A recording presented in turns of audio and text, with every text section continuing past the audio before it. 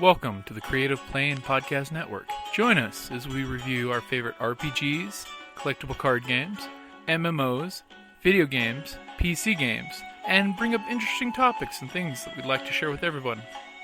Sit back and enjoy the show.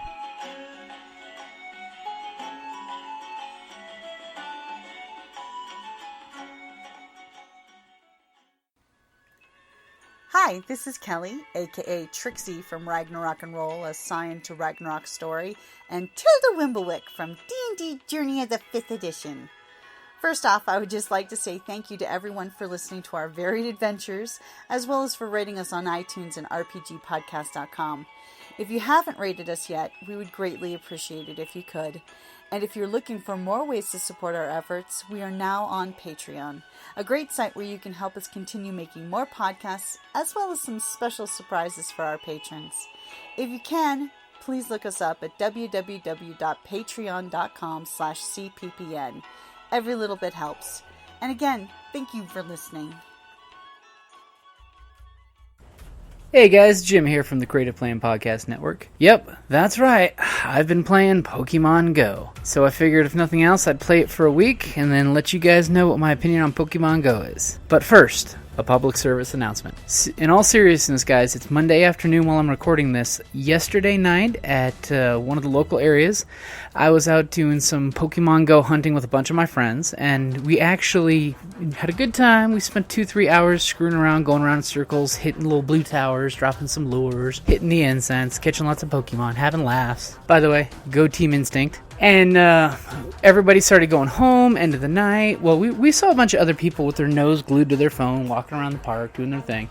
And, of course, as soon as we'd see them come up, we'd go, hey, fellow Pokemon hunters, and bullshit and talk with them. Well, in all seriousness, after, thankfully, my friends all left, and I was getting ready to leave myself, I heard someone scream from across the park for help, shouting, help, help, we're being attacked. And of course, I didn't visually see who the attackers, but when I ran over and met 3 kids that were walking around the park for about an hour beforehand, hitting the same spots as us playing Pokemon, apparently some douchebag muggers basically jumped these poor kids. And when they did, they took one of the kids' phones, they smashed the glasses of 2 of the guys, and the poor gal that was with them basically ran off and took off, and it wasn't until I called 911 that 911 said that they were talking to her and she was okay. But, in all seriousness, her boyfriend was shitting bricks wanting to get in touch with her and find out what was going on with her. And just please, please, please, everybody, if you're out there playing Pokemon Go at night, please be very freaking careful. Here we have a great example of 3 folks that were actually traveling in numbers, and still, there was 3 of them, they were going around the park all night.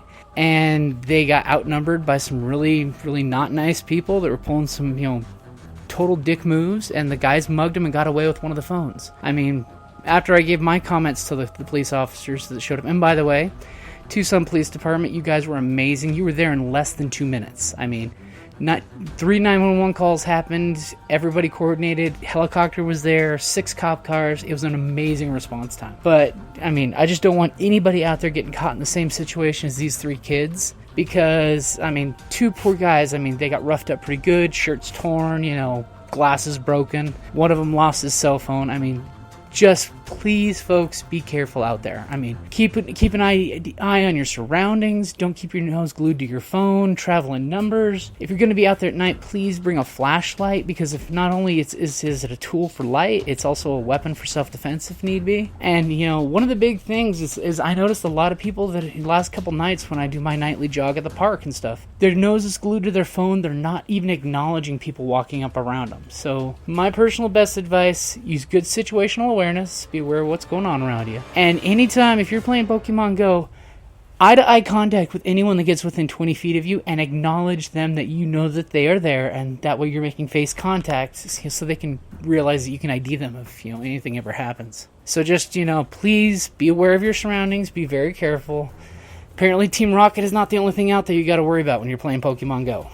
Okay, so that concludes the public service announcement, where I sound like, the typical mother or father, telling your kids not to get in trouble. Other than that, though, Pokemon Go is horribly addictive, horribly fun, but horribly addictive. Just make sure in all things in life you're using moderation, including moderation. And if you're going to be playing Pokemon Go, make sure you're taking breaks and make sure you're socializing with your friends, which, by the way, I've been so proud of all the folks that I know that are playing Pokemon Go. It's become like a huge conversation piece. And so many people are trading good practices, good tricks, good tips. I've gotten just from... Heck, Brittany and Nicole from the D&D group and the Lady Knights of Adventure, they gave me a huge education after our last D&D session on Saturday. And we spent about a good, half hour after our game session walking around the little strip mall area, catching some Pokemon and, dropping lures. Let's go on to the Creative Plan Podcast tips for playing Pokemon. Now, I don't know this first one for sure, but I have heard it rumored on many places and a couple forums that at the very beginning, if you have yet to play Pokemon Go, when you first start and you get your choice of what Pokemon you want to start with, apparently, if multiple times you refuse to pick one and you walk away, that you can actually get Pikachu. Don't know if it's true, but it is a rumor I've heard, and I haven't actually met anyone that I personally know as a person that they have gotten it. But hey, if you've got it, if you download it finally, you join in, try it. If it works, please shoot me a comment, let me know. So on to the first of my tips. Okay, Jim with Creative Plan Podcast Network, who uses his phone often for many, many things. I've got tons of backup battery supplies. It's those little portable batteries you can buy at Walmart or Walgreens or wherever, your local, CVS type of deal. Those are going to be super handy to have on you because, yes, when things happen, you don't want your phone to be completely dead and not be able to call for help. So having your phone kept at a good juiced up level is good. So here's a couple tips that I've discovered myself for making sure that Pokemon does not kill your phone battery immediately, which I've discovered walking around just on an hour-long jog. Pokemon will eat your battery up big time if you keep it running. So the first one is, you may not know this, but in Pokemon, if you click on the little Pokeball when you see yourself on the GPS, and you go to settings, which is on the top, for the iPhone users, on the top right-hand side, you can actually go to something that says Pokemon Go Battery Saver. And it defaults to being turned off. So you may want to actually turn it on, which is, at night it'll just make your screen dimmer, which is no big deal. You can still see it perfectly clear. But it will save a crap load of your battery time. It basically gives you about a fifth of your battery life compared to when before I was using it. Next one is one that I used from my old iPhone hack days, is keep your screen at its dimmest setting. So that way it's not spending all that power glowing and brightly. Usually with my screen, I keep it super, super dim unless I know I'm going to be outdoors somewhere. So just make sure to have it set to its dimmest setting that you can comfortably see it at night. And depending on if you're an Android or an iPhone user, you go into your settings, and on your power mode, you should have a low power mode that you can set there too, which will basically stop it from doing email updates and silly stuff like that unless you purposely tap to push them through. So that's a good one. They'll keep your phone itself from using a lot of power 24/7, is keeping it in low power mode. So that way it's not popping up emails and doing stuff like that when you're actually not in the mood to, have those things go through. Because, heck, I get a ton of emails all the time, and usually it saves me a lot if I keep that in that mode of don't check for emails until I push for notification. So those are my first tips to make sure you can keep gaming as long as you can for as much, time as you can. So, on to the rest of my tips. Of course, check out, if you're on Facebook, like on Creative Plan Podcast Network, we're on Facebook. Check out your local town and Pokemon Go if you're playing Pokemon Go, because there's so many Pokemon Go groups in every city now popping up, and it's just fun to hear some of the stories and stuff. So my next tip is, by the way, when you start catching bigger and tougher Pokemon, there's actually a little bit of strategy to actually getting them. And one of the big things you can do is, when you press and hold your Pokeball, you'll see that ring around the Pokemon that starts, and then it goes, about halfway, it turns yellow. If you wait till that ring is very, very tiny, it's basically the easiest way. When the inner ring turns green, basically you have a really good chance of catching him in one Pokeball. So the longer you target and hold, it zeroes in on your target. So it's basically just like simulating holding back your arrow or taking your time on a sniper scope to get the beautiful shot. Granted, you still have to play paper toss and make sure you hit that whatever the size of the shrinking circle is, that's what you've got to hit with the Pokeball. So just make sure if you're going for the uber tiny target, make sure you're throwing really accurately. And of course, just have fun, play with it. Side note of that tip is, from what I've heard from some friends, I've never actually practiced it yet. If you throw and miss your Pokeball, A rumor is you can tap the Pokeball as it hits the ground to catch it and pick it back up. Don't know for sure if that works because I've never actually bothered with it. Because usually when I'm playing, I'm waiting for... I'm a paper toss champion from the old days when that game was out, and I'm really good with my one-shot hits. The thing that bugs me, though, is when you have multiple shots where you catch that sucker and it squeezes out. So always make sure to try to get that inner circle as tight as possible, because that way you have less chance of them getting out. Next tip, since we're all at that point where we're all running around trying to catch as many Pokemon as we can, is always make sure that you're incubating an egg. I had to teach a couple friends last night over at the Gaslight how to actually open up the eggs and start incubating them. Constantly make sure you're keeping eggs incubated, and just remember, Pokemon Go will not let you cheat, turn it on, and drive around in your car. From what I've heard from some of the rumors online, you gotta be going at about 4 miles an hour or less for it to actually count. Funny thing is, we've seen a couple Pokemon hunters actually driving around at a crawl's pace in their cars as a group, hitting location to location to location. So, you can try that. Not sure how well it works, but basically, expect to do a lot of walking to actually get your eggs to hatch. So far, my eggs haven't been really special. I've had 4 of them hatch so far, and they're apparently there's a ton of Pidgeotos everywhere in Tucson. Okay, now the next thing is when you're tracking your Pokemon, you have to keep Pokemon open. Because, unfortunately, when you close the app, it stops honestly tracking anything. Supposedly there is a wristwatch out there that you can wear that's like a Grommen that helps keep better track of your mileage walking, and will apparently chime and chirp and tell you all these cool things. Me personally, I'm not going to spend money for that kind of thing, because, hey, the only reason I'm really playing Pokemon Go is I want to check it out, give it a try, share some folks, some pictures with folks, and let you know what we think of it. But mainly it's free, so that's a kick there. But remember, when the app is closed, it's not going to be telling you anything like you expect. Like when I first played it, I thought I could log in, click the app, turn the screen off, put it in my pocket, and it will vibrate when I get close. Almost never does it let you know that.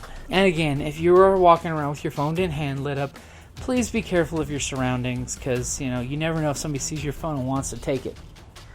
It's like the old superhero days. Got to be careful, those purse snatchers, they're everywhere.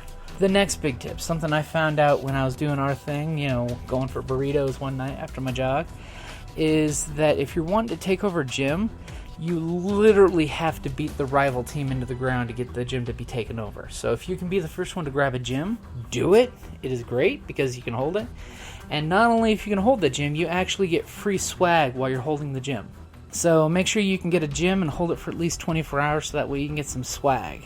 But, here in Tucson, most of the gyms start bouncing around. If yellow takes one, then red takes it over, then blue shows up, then yellow shows back up. One of the things, when you're taking your gym, you want to make sure you have a good, strong Pokemon. But a trick I've actually noticed is instead of transferring all of your Pokemon to turn in for candy to evolve just your main, your main species that you're carrying, try actually evolving some of your secondary Pokemon, because that will actually get you experience to level up a little faster. So if you're looking to just get your character leveled up and not worrying about your Pokemon, popping open the occasional candy just to evolve, different Pokemon can actually get you experience a lot faster. When it comes to leveling, the Pokemon Go system is kind of wonky, and it's kind of weird to see what the strategy is going to be when the game's out in its full, content. But as it is, have fun, play with it. They're coming out with the competition now where you can fight other people soon. So just remember, go around, have fun, track as many Pokemon as you go. And I know I've discovered from basically walking a 6 block by 6 block square in town that the tracking is super, super unreliable and super, super wonky. But pretty much the whole point is you got to zero in on your target. So you want to find out what step makes them go from 3 steps away to 2 steps away, and what makes them go from 3 to disappearing off your radar completely. Because the tracking aspects are really, really difficult. And if you are going to track Pokemon, make sure you go in straight angles, so that way it makes it a little bit easier to catch those Pokemon. And of course, again, if you're traveling in packs, maybe, that can be easier if you guys spread out on both sides of the streets, see if you can find them, things like that. But please, please, please, for safety's sake, make sure you guys are traveling in groups and not just doing Pokemon crazy out in the middle of the night. Because just as easily it could have been us that got mugged the other night for phones instead of the other kids that were on the other side of the park. Bring lights, be safe, have fun. Go play Pokemon Go and have as much fun as you can on it. And actually, I think there's some Pokemon Go hunters coming up right now. Alright, guys. Like always, thank you for listening. Have fun. If you don't play Pokemon Go, dude, that's cool. And if you do, have a blast. And just remember, folks, gotta catch 'em all, Pokemon.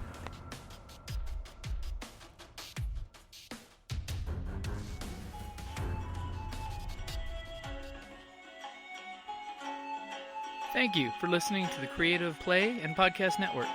And feel free to enjoy our other shows, such as D&D Journey of the 5th Edition and Scion Ragnarok and Roll, a Scion hero to Ragnarok story. Thank you for listening.